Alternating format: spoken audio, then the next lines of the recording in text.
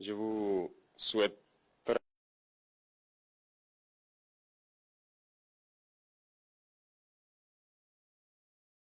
bonne et heureuse année 2025. À travers vous donc à tout le personnel travaillant à l'institution président du FASO. Je souhaite que 2025 soit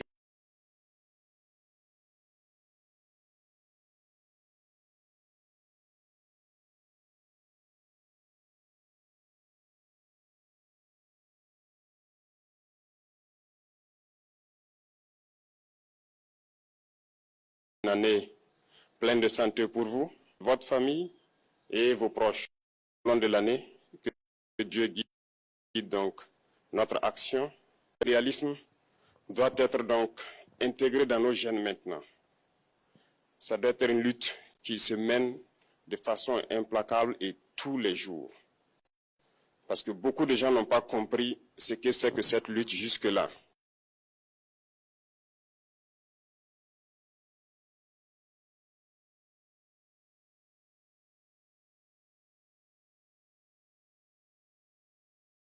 Nos vaillantes forces combattantes sont sur le terrain. Ils mènent le combat contre les valets manipulent l'autosuffisance alimentaire à travers donc l'accompagnement de tous les techniciens du ministère de l'Agriculture. C'est très important. Et autant qu'eux aussi se battent dans l'administration, nous devrons nous battre pour changer de mentalité. Cette décolonisation mentale, c'est la partie la plus difficile.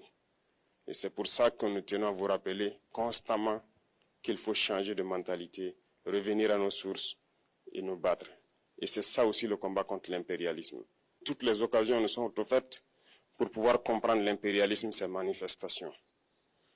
Quand je prends dernièrement les propos d'Emmanuel Macron sur l'Afrique, eh bien, tout Africain conscient devrait donc comprendre très vite tout ce qu'il a pu nous dire et qu'est-ce que ça signifie. Le général Tchiani a dit il n'y a pas longtemps du changement donc de tactique ou de stratégie des forces françaises en Afrique. Et je pense qu'il est venu le confirmer. Il s'agit de dissoudre et de garder un dispositif socle. Et Emmanuel Macron l'a si bien dit qu'on ne peut que le remercier pour cette sincérité. Même si certains ont voulu mettre la poudre aux yeux de leur population, mais la réalité finit par rattraper aussi. Ils ne partiront pas de certains pays. Ils ont juste dissous le dispositif.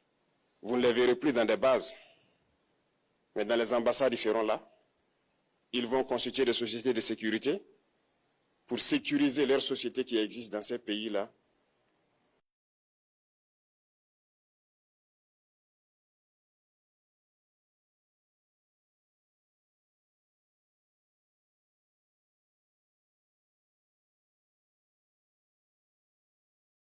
Mais les soldats seront là. Mais vous ne les verrez plus en tenue ou rassemblés dans des bases. C'est tout ce que ça veut dire. Ils vont se réorganiser, mais seront là.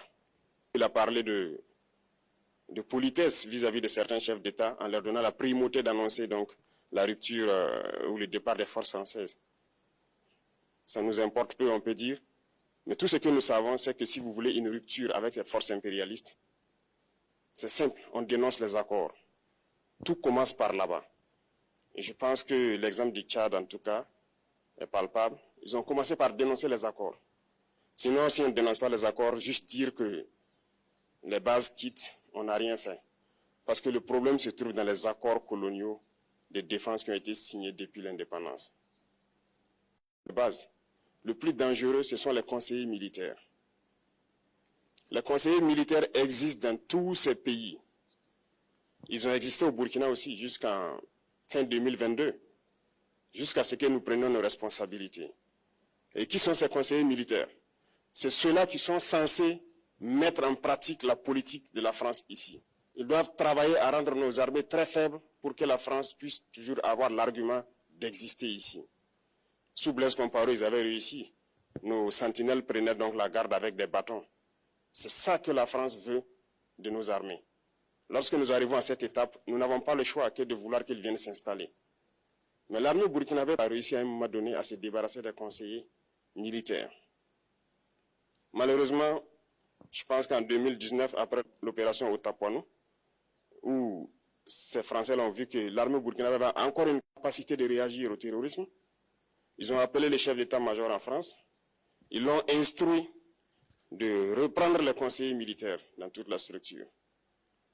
Eh bien, il n'a pas accepté, mais au retour au pays, les politiques l'ont instruit d'accepter les conseillers militaires.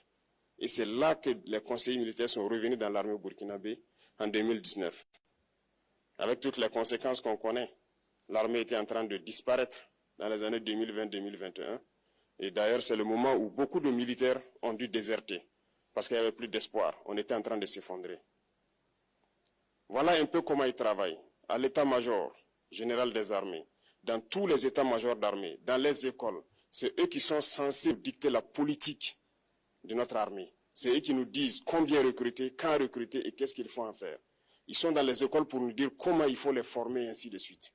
Tant que ces conseillers militaires sont là, vous n'êtes pas indépendant. Votre armée aura juste l'apparence d'une armée qui sera là en train de faire des parades, du cirque.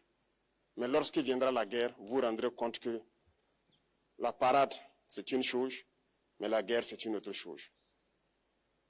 Il faut rompre les accords. C'est la seule façon d'avoir une armée indépendante et se construire, être fort. Mais beaucoup de gens ne le comprennent pas peut-être. Et même avec ces accords, la France choisit dans nos États des élèves officiers pour aller les former. C'est à travers ces mêmes accords. Mais en réalité, ces officiers qui partent se former pour la plupart, pour la France, ils viennent pour servir l'État français dans leur pays.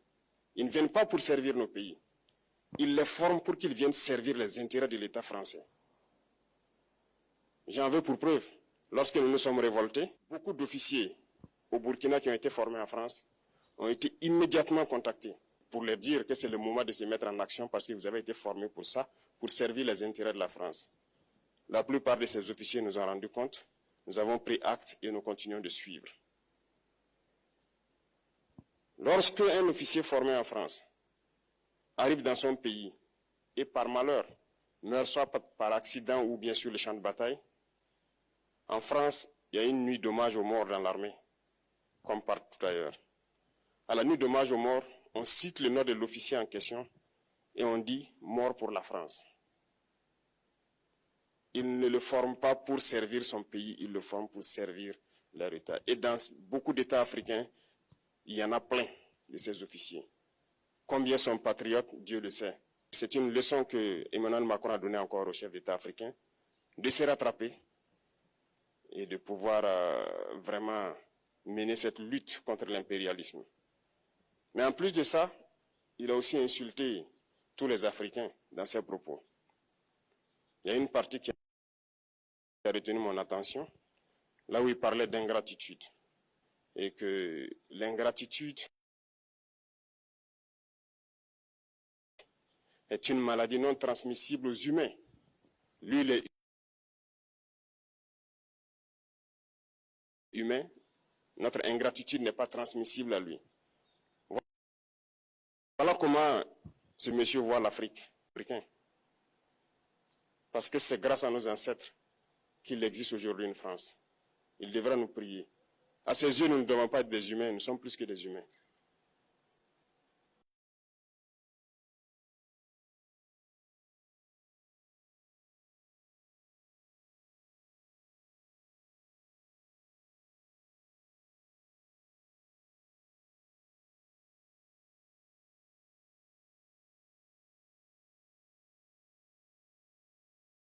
Ce sont des messages très forts.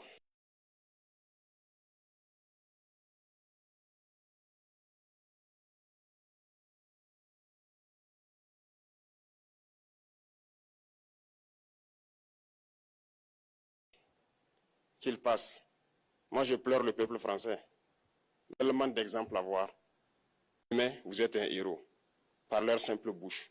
Ils décident de ce qu'ils font. Ils parlent de démocratie, mais ils se font eux-mêmes des coups d'État constitutionnels entre eux. Ils parlent des droits de l'homme, mais ils déciment des populations ailleurs. L'Africain doit se réveiller, l'Afrique doit se réveiller.